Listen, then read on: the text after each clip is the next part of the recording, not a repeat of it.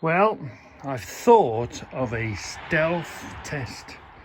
Let's test what sort of character, what are we doing, right? So see this anvil here?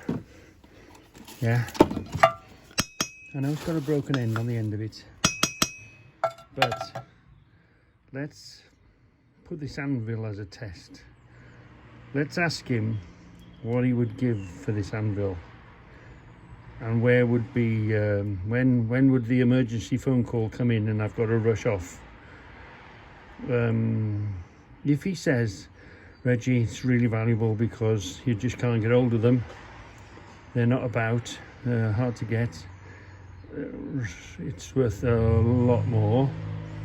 But if he says, well, on a push I'd give you 30 quid for it, that's when the exit sign comes on.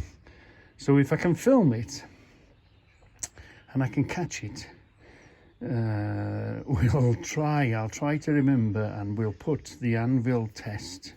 We'll put him to the anvil test. If he says, I'll give you 30 quid for the anvil, well, the exit sign will come on.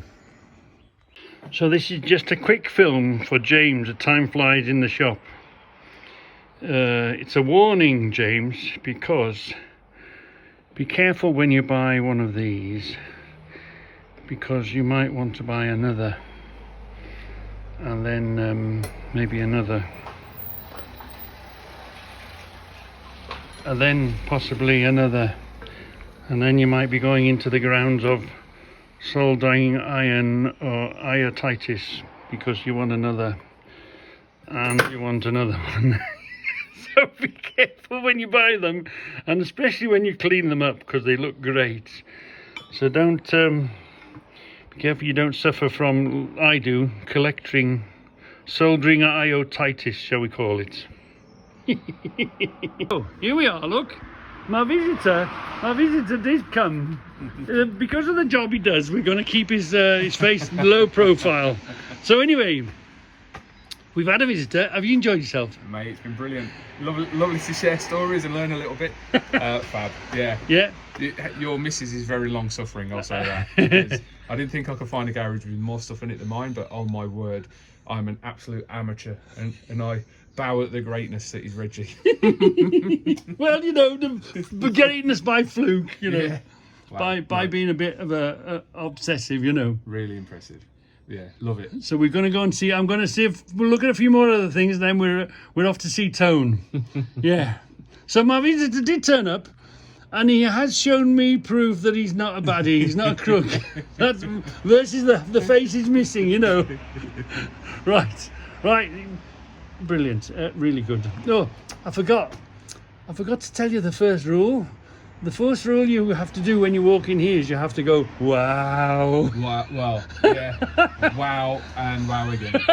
Many times wow. Right. That's not 3. So we've come over for a visit. We're in Tone's Emporium, shall we say? 3 is number 3. Number 3. That's not 3. And what was the other one? I can't remember now. The King Dick. Oh, the Bulldog. Bulldog. Oh, the Bulldog, yeah. And Nick's still with us. So we've had a pretty good. Oh yeah, we've had a purchase. Pretty good day. Ooh. Oh, and we've had a freebie. And a freebie. Yeah, to clean up. Yeah. Brilliant. So here we are at the end of our YouTube visitor. Really nice chap, Nick was, and I give him as good a tour, you know. Things come in conversation. Oh, I must show you this, I must show you that. Anyway, all's good. Anyway, he showed me his identification, and he says I'm no baddie, you know. So yeah, I accept that. That's why we didn't show the face. So anyway, which is fine. So we've had a look around, and we've been, and you know. Anyway, the discussion came. What came out of it is these drills. He may be interested in one of these drills. And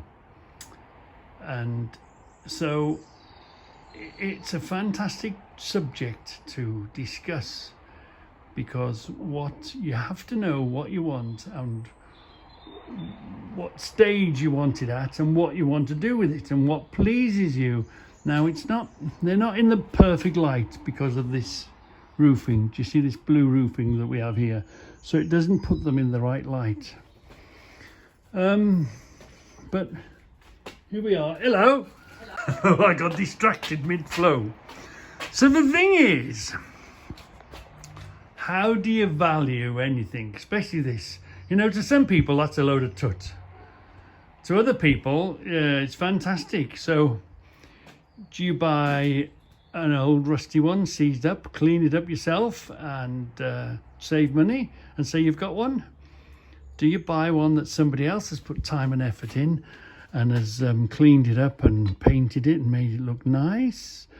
What do you put on value? So I like this one because it's got its original paint. This hasn't been painted up. This is original. Obviously there are techniques and things you can do to clean this paintwork up, but that's why that's the value I put on it.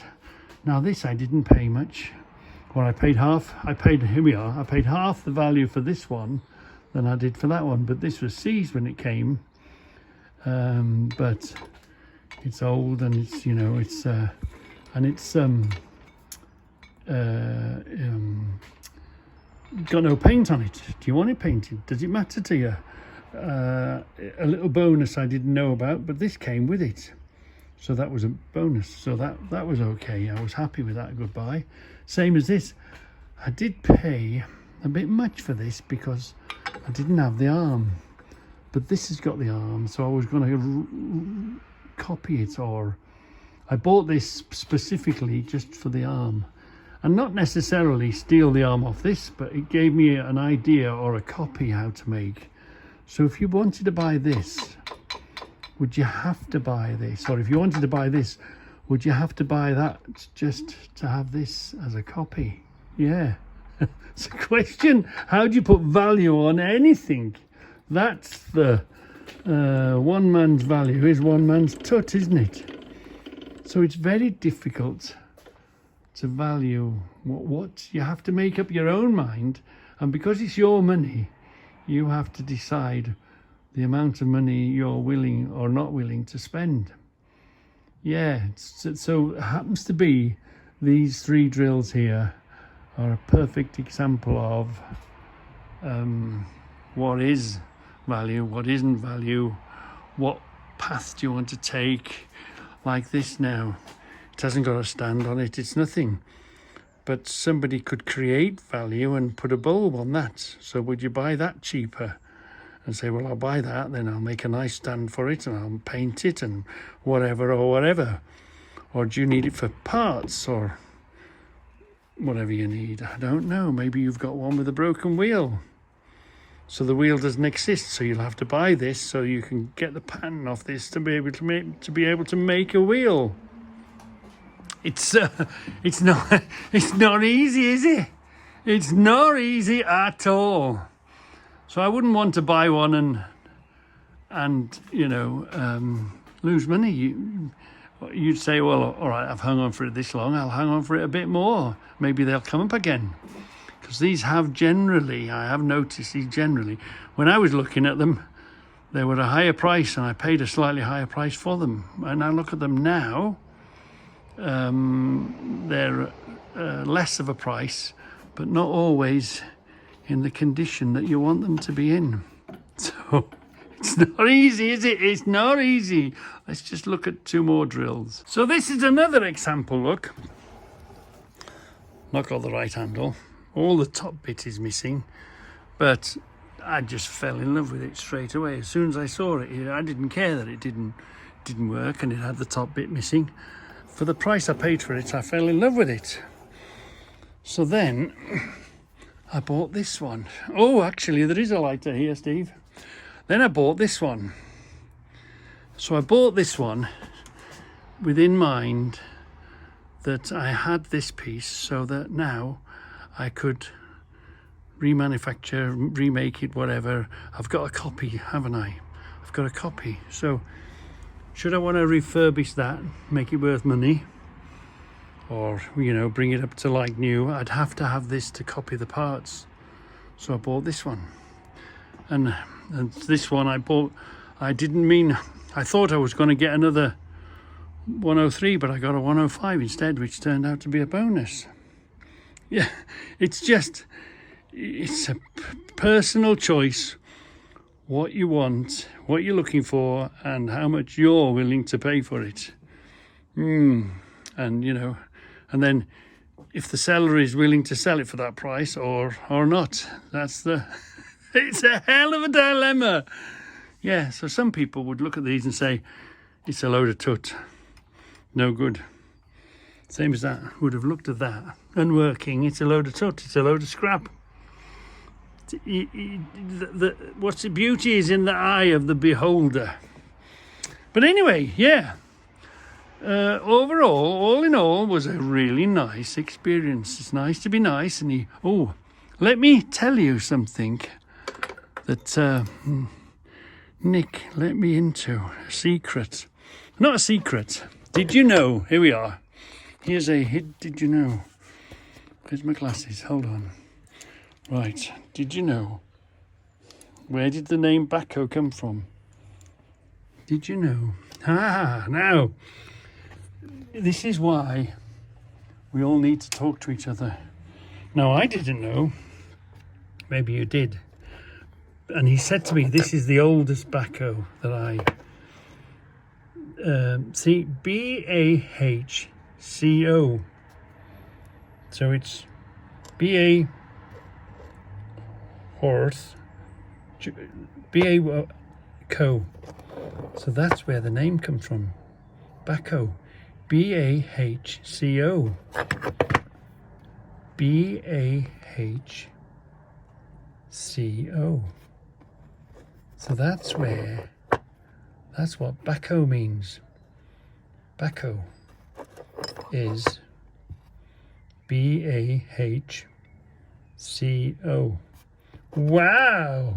So that's what we've all learnt.